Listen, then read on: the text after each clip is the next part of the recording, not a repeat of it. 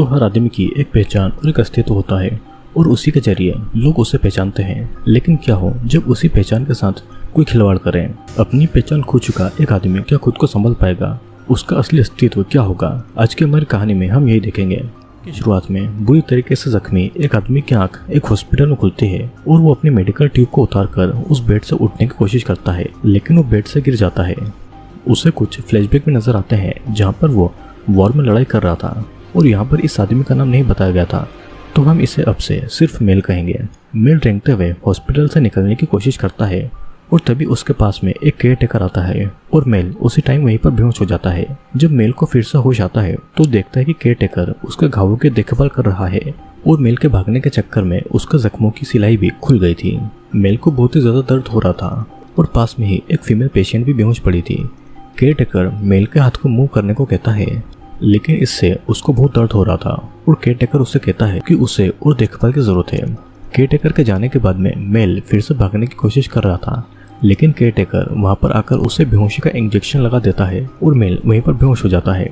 Care taker ये सब इसलिए कर रहा था ताकि वो दोनों वहां से नहीं भाग पाए। जब मेल को होश आता है तो देखता है कि फीमेल उसी की तरफ देख रही है और मेल कुछ बोलना चाहता था, लेकिन वो कुछ बोल नहीं पाता है। और तब फीमेल कुछ सवाल उससे पूछती है जिसका जवाब वो हाँ ये नाम में देता है। फीमेल उससे पूछती है कि हम कहाँ पर है, लेकिन मेल को इस बारे में कुछ नहीं पता था और फीमेल आगे उससे पूछती है कि क्या वो उस केयर टेकर को जानता है, लेकिन मेल को उसके बारे में कुछ नहीं पता था और फीमेल के अनुसार उसे नहीं लगता था कि केयर टेकर ने उनको बचाया होगा और उन दोनों को भी एक दूसरे के बारे में कुछ नहीं पता था। अगले दिन केयर टेकर ये देखता है कि मेल के हाथ में इन्फेक्शन हो चुका है और केयर टेकर मेल को बेहोश करके उसके ऊपर फिर से ऑपरेशन करता है। होश में आने के बाद में मेल को अब बेहतर महसूस हो रहा था और केयर टेकर उनके लिए खाना लाता है, लेकिन मेल उस खाने को नहीं खाता है। फीमेल चुपचाप उस खाने को खा रही थी और केयर टेकर मेल को जबरदस्ती खाना खिला ही रहा था कि तभी फीमेल के गले में खाना अटक जाता है और उसके सांस बंद होने लगती है कि तभी केयर टेकर किसी तरीके से उसे बचा लेता है। उसके बाद में केयर टेकर उन दोनों को एक्सरसाइज करवाता है ताकि उन दोनों की बॉडी के पार्ट्स और ज़्यादा इम्प्रूव हो पाए। केयर टेकर मेल से कुछ ज़्यादा ही एक्सरसाइज करवा रहा था जिसकी वजह से मेल को और तकलीफ हो रही थी। फिर अगले दिन केयर टेकर उन दोनों को घर के बाहर लाता है अच्छा सा व्यू दिखाने के लिए और फीमेल केयर टेकर को इसके लिए थैंक यू कहती है कि उसने उन लोगों की देखभाल की है। लेकिन अब वे दोनों अपने अपने घर जाना चाहते थे।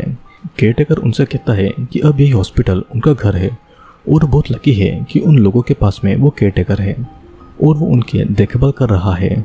और उस केयर टेकर को ऐसा नहीं लगता है कि उनका कोई भी रिलेटिव उनको ढूंढ रहा होगा।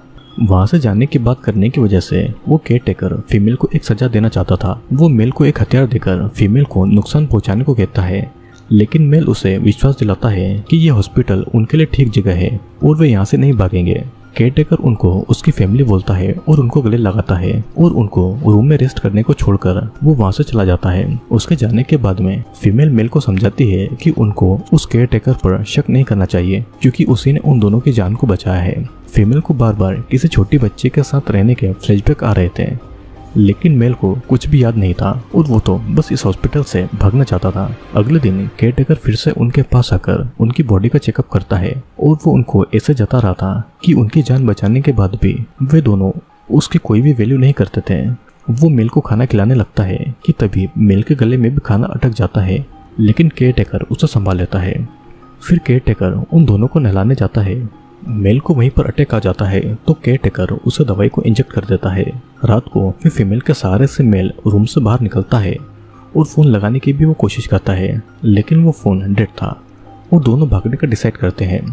दोनों रास्ता ढूंढ रहे थे कि तभी केयर टेकर अलार्म बजाकर उनको ये कहता है कि यहाँ से भागने का कोई भी रास्ता नहीं है।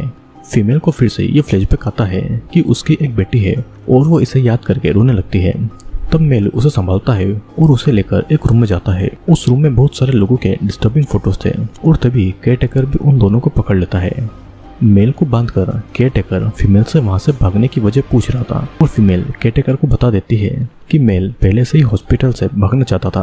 केयर टेकर फीमेल से पूछता है कि मेल को क्या सजा दी जाए और डर के मारे फीमेल बताती है कि मेल को ऐसी सजा दी जाए कि वो कभी भी ऐसे प्लान के बारे में बात नहीं करें। और तब केयर टेकर मेल के मुंह को सील देता है और वो फीमेल को एक इयरिंग देता है जो कि उसके लिए बहुत ही ज्यादा इंपॉर्टेंट थी। केयर टेकर मेल का अंगूठा काटने वाला था कि तभी फीमेल उस पर अटैक कर देती है। केयर टेकर फीमेल के साथ में जबरदस्ती करने लगता है पर फीमेल उस पर फिर से अटैक कर देती है और वो उसकी आंख तक फोड़ देती है। फिर फीमेल मेल को आजाद करती है और मेल एक कांच के टुकड़े से अपने मुंह की सिलाई खोल लेता है और उसके बाद में दोनों बाहर निकलने का रास्ता ढूंढने लगते हैं। दोनों एक पोस्टमार्टम रूम में आ जाते हैं जहाँ पर बहुत सारी डेड बॉडीज थी और वहीं के खून से भरे हुए एक नाले से वे लोग बाहर निकलते हैं। लेकिन बाहर केयरटेकर अपने कुत्ते के साथ में उनका वेट कर रहा था। केयरटेकर उनको समझाता है कि वही एक अकेला उनकी फैमिली है और बाहर कोई भी उनका अपना नहीं है। केयरटेकर फिर अपने डॉग को उनके पीछे छोड़ देता है। उस डॉग से बचने के लिए दोनों फिर से पोस्टमार्टम के रूम में छुप जाते हैं। केयरटेकर फीमेल को पकड़ लेता है पर मेल केयरटेकर पर अटैक करके उस रूम से बाहर निकलता है और वो उस डोर को लॉक कर देता है।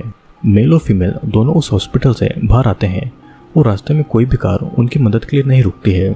अचानक से फिर एक कार आकर उनके पास में रुकती है और वो दोनों उस कार में बैठ जाते हैं। लेकिन उस कार में और कोई नहीं बल्कि केयरटेकर ही था। दोनों किसी तरीके से उस कार से निकलते हैं और जंगल की तरफ भागते हैं और दोनों पहाड़ के आखिर तक आ गए थे। लेकिन पीछे ही केयरटेकर खड़ा हुआ था और दोनों ही उसके साथ में वापस नहीं जाना चाहते थे। तो केयरटेकर मेल को गोली मार देता है और फीमेल उससे रिक्वेस्ट करती है कि वो किसी तरह मेल को बचा ले। वो फीमेल को गोली मारने ही वाला था लेकिन मेल उसी ईयरिंग को पहाड़ से नीचे फेंक देता है। वो ईयरिंग केयरटेकर के लिए बहुत ही इंपॉर्टेंट थी। जब वो ईयरिंग को देखने के लिए पहाड़ के पास तक चला जाता है तो फीमेल उसे धक्का देकर पहाड़ से नीचे गिरा देती है। अब फीमेल मदद के लिए लोगों को पुकारने लगती है और दोनों को एक दूसरे के नाम भी नहीं पता थे, यहाँ तक कि दोनों को खुद के भी नाम नहीं पता थे। तो इसीलिए वो एक दूसरे को एलिजाबेथ और जॉन नाम देते हैं। फीमेल उसे संभालती है और रास्ते तक लेकर आती है और तब तक लोग भी उनकी मदद करने के लिए वहाँ पर आ गए थे। दोनों अब एक हॉस्पिटल में थे और पुलिस उनसे पूछताछ करने के लिए आई थी। अजीब बात ये थी कि उनके चेहरे के हिसाब से उनके फिंगरप्रिंट मैच नहीं हो रहे थे। फीमेल की बेटी उसे मिलने आती है लेकिन उसकी बेटी को तो ये यकीन ही नहीं हो रहा था कि उसकी माँ जिंदा है, क्योंकि उसकी बेटी ने खुद उसे मरते हुए देखा था।